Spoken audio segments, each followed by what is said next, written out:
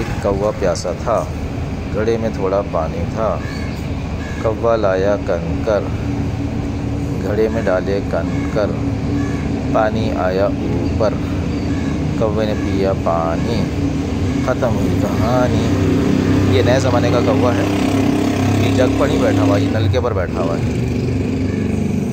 ये ओए ओए ओए ओए ओए, अल्हम्दुलिल्लाह, अल्लाह की तारीफ़ कर रहा है।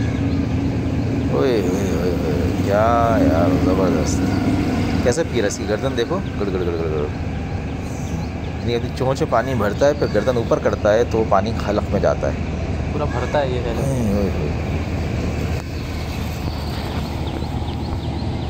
चला गया, ये जाकर बैठा है, नज़ारा गायब हो गया। अच्छा, कैमरे में नहीं नज़र आता, कहाँ बैठा है? अच्छा, ये मीनार के साथ जो है ना, इधर बैठ, अब नज़र आया, ये बैठा हुआ है।